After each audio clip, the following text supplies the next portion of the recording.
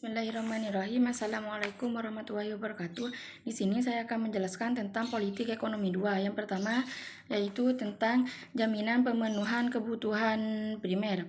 Kebutuhan primer yaitu kebutuhan utama yang harus dipenuhi agar manusia dapat mempertahankan hidupnya. Jaminan pemenuhan kebutuhan primer meliputi yang pertama, jaminan kebutuhan primer bagi setiap individu, dan yang kedua, jaminan kebutuhan primer bagi seluruh rakyat.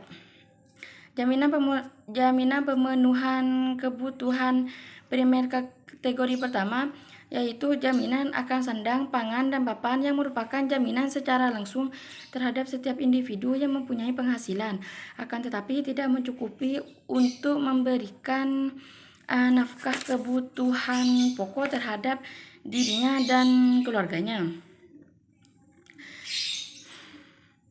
Nah, kebijakan ini termasuk kebijakan transfer payment, yang mana karena negara memberikan secara cuma-cuma harta berupa uang atau barang kepada seseorang. Nah, pembiayaan pemenuhan kebutuhan primer kategori pertama oleh negara dianggarkan pada seksi santunan. Yang selanjutnya, jaminan kebutuhan primer kategori kedua, yang mana meliputi keamanan, pendidikan, dan kesehatan. Nah, tiga perkara ini merupakan unsur penting bagi perekonomian, yang mana keamanan berfungsi melindungi dan mengayomi aktivitas perekonomian masyarakat sehingga kegiatan ekonomi menjadi lancar. Pendidikan merupakan pilar yang melahirkan sumber daya manusia yang sangat dibutuhkan untuk melakukan pembangunan fasilitas negara dan fasilitas umum yang dibutuhkan oleh rakyat, termasuk yang dibutuhkan bagi aktivitas perekonomian. Sedangkan kesehatan merupakan unsur yang sangat mempengaruhi kinerja seseorang bagi ekonomi dirinya dan keluarganya, terus bagi sirkat tempat dia bekerja, dan bagi perekonomian masyarakat dan negara. Pemenuhan atas tiga kebutuhan primer kategori kedua ini bersifat menyeluruh. Artinya seluruh rakyat, apakah orang miskin atau orang kaya, dari keluarga pengusaha atau bukan, pria atau wanita, tua atau muda, putih atau tidak, muslim atau non-muslim, semuanya memiliki hak yang sama untuk mendapatkan jaminan keamanan, pendidikan, dan pelayanan kesehatan secara gratis. Nah, karena perkara pemenuhan kebutuhan primer ini menjadi sarana utama kebijakan fiskal dibandingkan anggaran lainnya, maka Khalifah tidak boleh melalaikan anggarannya di dalam Baitul Mal, sebab ia merupakan suatu kewajiban yang harus dilaksanakan negara dan merupakan hak setiap individu yang tidak mampu memenuhi kebutuhannya akan pangan, sandang, dan papan. Bahkan jika Baitul Mal tidak mampu lagi membiayai anggaran ini, sedangkan perkara ini merupakan kewajiban negara, terlepas apakah ada harta di Baitul Mal atau tidak, maka kewajiban untuk membiayai anggaran perkara tersebut beralih kepada kaum muslimin, dengan berhaknya negara memungut pajak terhadap kaum muslimin yang mempunyai kelebihan harta. Selanjutnya, jaminan sosial dalam sistem kapitalis. Sistem jaminan sosial dalam sistem kapitalisme merupakan ide yang dicangkokkan ke dalam sistem tersebut setelah dalam perkembangannya gagal menciptakan kesejahteraan secara merata kepada rakyat. Fokus utama dari sistem ekonomi negara ini yaitu bagaimana menciptakan pertumbuhan ekonomi yang dapat diraih oleh suatu negara.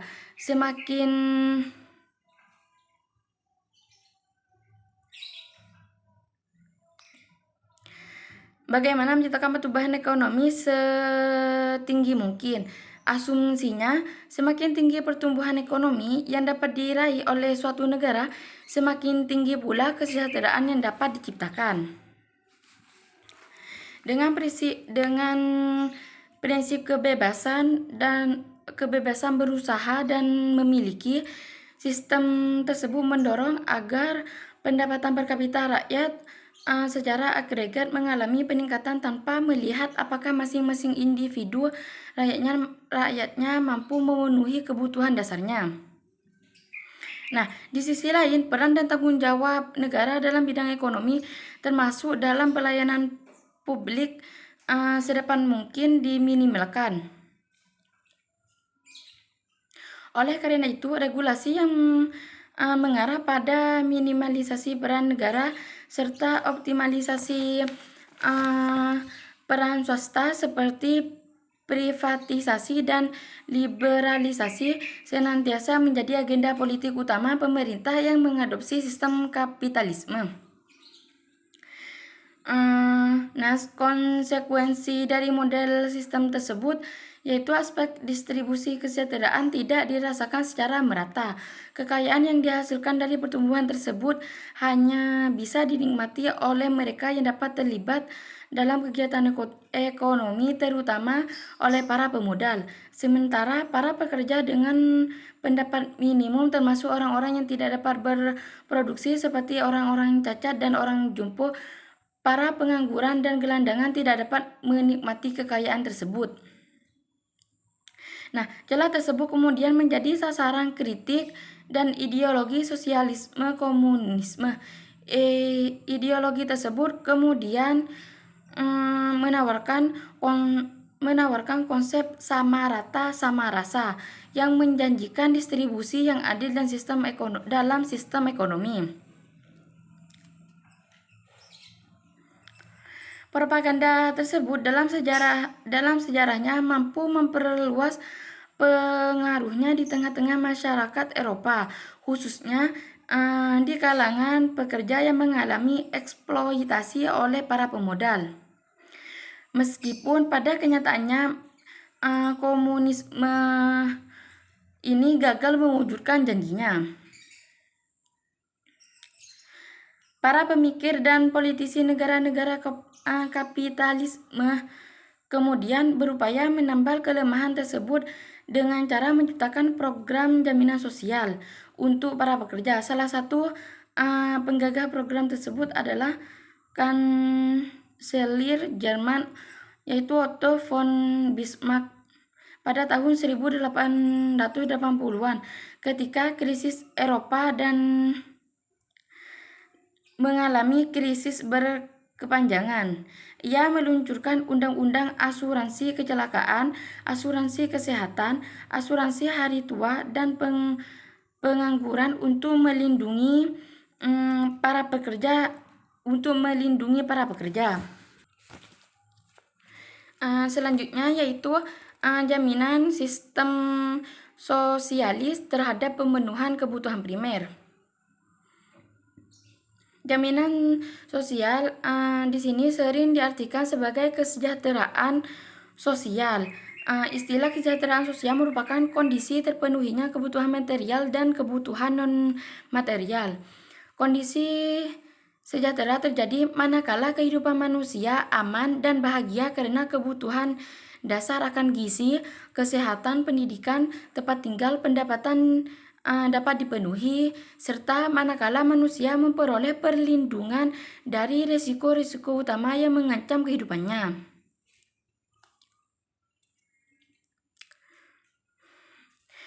Aplikasi dan pemahaman jaminan sosial suatu sistem yang baik sesuai dengan filosofinya akan mengantarkan pada kondisi negara yang sejahtera, aman, stabil dalam berbagai bidang. Mengembangkan ekonomi negara baik mikro maupun makro.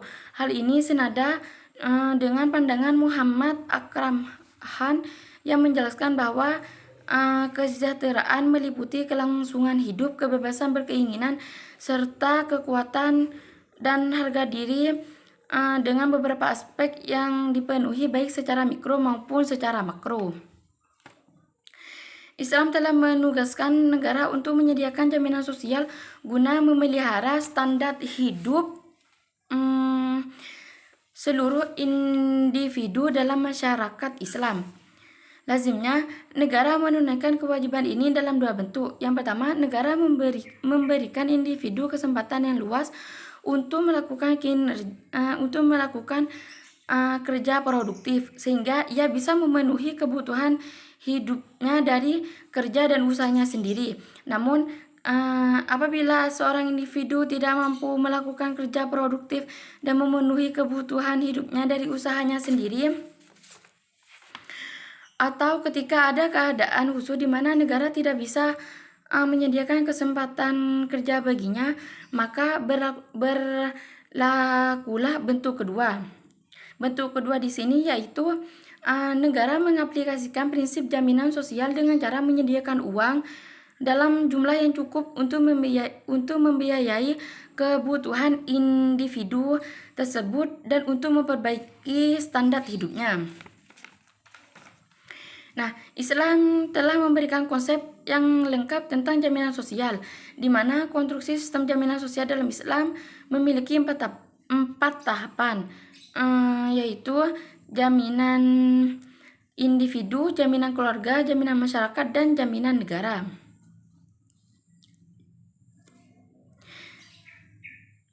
Yang pertama yaitu jaminan individu. Jaminan ini menawarkan bahwa setiap individu bertanggung jawab agar dirinya terlindung dari hawa nafsu, selalu melakukan pembersihan jiwa, menempuh jalan yang baik dan selamat, tidak menjerumuskan diri dalam kehancuran, dan bekerja keras dalam rangka memenuhi kebutuhannya. Oleh karena itu, jaminan individu ini menuntut supaya seseorang termotivasi untuk bekerja keras dalam rangka memenuhi kebutuhan hidupnya.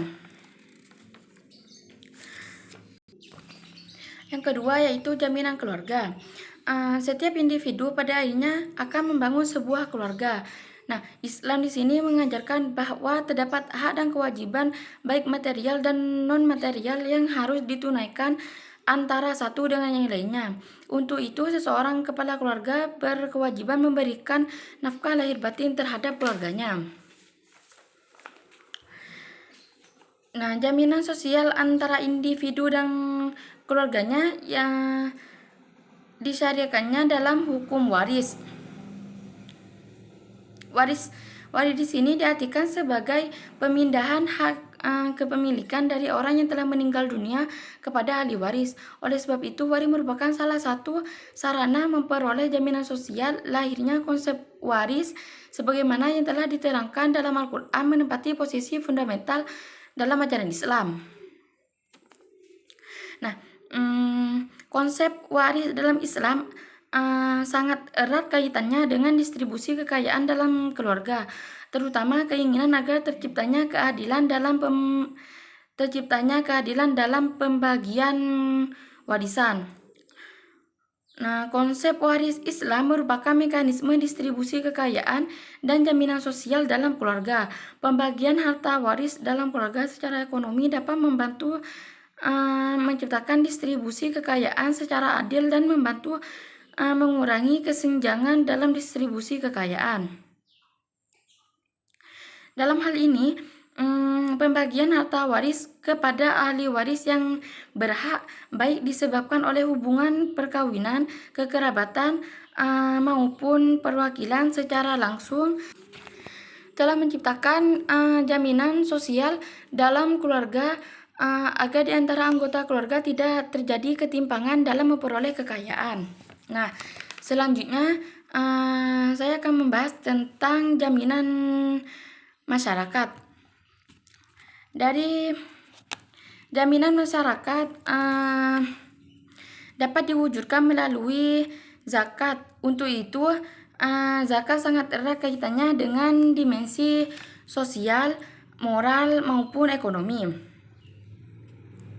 Dalam dimensi sosial, zakat merupakan kewajiban sosial yang bersifat ibadah karena zakat dikenakan terhadap harta individu ditunjukkan kepada masyarakat agar terpenuhi kebutuhannya dan mengentaskan kemiskinan. Nah, jaminan sosial lainnya dalam masyarakat juga dapat diwujudkan melalui infak dan sedekah.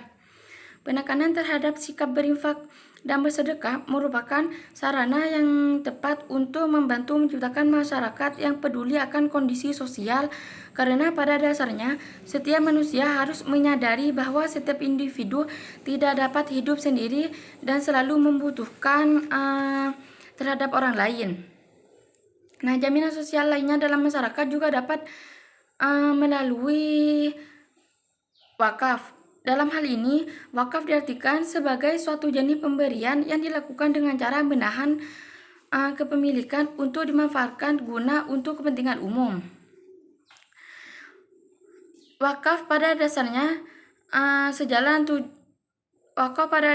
sejalan dengan tujuan ekonomi, yaitu menjadi cara yang lebih baik untuk mendistribusikan pendapatan di masyarakat dengan memberikan solusi terhadap pemenuhan kebutuhan publik. Nah, kesadaran dalam memahami dan mewakafkan sebagian hartanya memberikan kontribusi yang cukup besar dalam terciptanya keadilan distribusi di tengah-tengah masyarakat. Selanjutnya yaitu jaminan negara. Negara di sini bertanggung jawab penuh terhadap kesejahteraan setiap warga negaranya. Negara hadir dengan kewajiban menjamin terwujudnya suasana ta'abbud, kesejahteraan, keamanan, serta memberikan jaminan kebutuhan pokoknya. Oleh karena itu, jaminan sosial merupakan sebuah sistem yang sejatinya telah tercermin sejak berdirinya negara Islam. Sebagai contoh, adanya sebuah kebijakan yang diambil oleh Rasulullah SAW yang menyediakan bantuan keuangan bagi orang miskin dan kekurangan dari lembaga keuangan rakyat.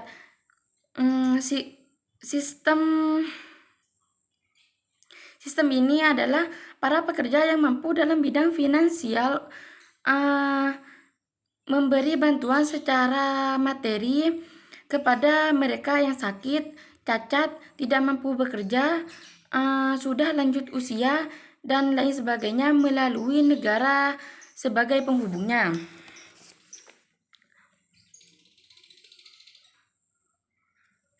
Penjaminan minimal yang diberikan oleh negara yaitu penjaminan dalam pemenuhan kebutuhan pokok bagi yang tidak dapat memenuhinya.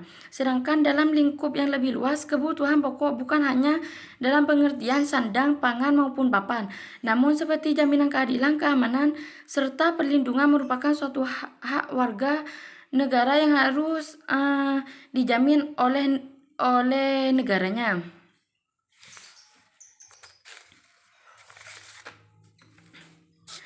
Selanjutnya, di sini saya akan membahas tentang jaminan Islam terhadap pemenuhan kebutuhan primer.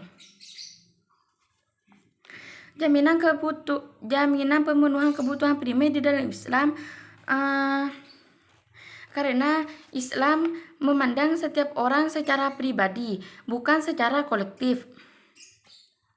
Pertama-tama, Islam memandang setiap orang sebagai manusia yang harus dipenuhi semua kebutuhan primernya secara menyeluruh. Berikutnya, baru Islam memandang manusia sebagai kapitalis pribadinya untuk memenuhi kebutuhan-kebutuhan sekunder dan tersiernya sesuai dengan kadar kemampuannya. Secara umum di dalam Islam ada dua kebutuhan, yaitu kebutuhan akan barang dan kebutuhan akan jasa. Kebutuhan akan barang di sini terdiri dari kebutuhan akan sandang, pangan, dan papan. Sedangkan kebutuhan akan jasa di sini meliputi kebutuhan akan pendidikan, kesehatan, dan keamanan. Nah, kebutuhan pokok tersebut dijamin pemenuhannya oleh negara dengan mekanisme langsung dan mekanisme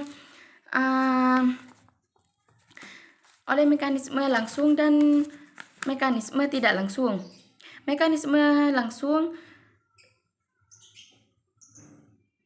adapun pemenuhan kebutuhan melalui mekanisme langsung sesuai ketentuan syariah Islam, yaitu di mana negara menyediakan berbagai macam fasilitas pendidikan, kesehatan, dan menjamin keamanan. Sedangkan yang melalui mekanisme tidak langsung sesuai ketentuan syariat Islam. Dalam hal ini, negara akan menempuh 3 strategi kebijakan. Yang pertama, Islam menetapkan tanggung jawab untuk memenuhi kebutuhan pokok individu berupa sandang, papan, dan pangan kepada individu dengan cara mewajibkan setiap pria yang balighh, berakal, dan mampu untuk bekerja, tidak hanya untuk dirinya sendiri, akan tetapi juga berkewajiban untuk memenuhi kebutuhan orang yang menjadi tanggungannya.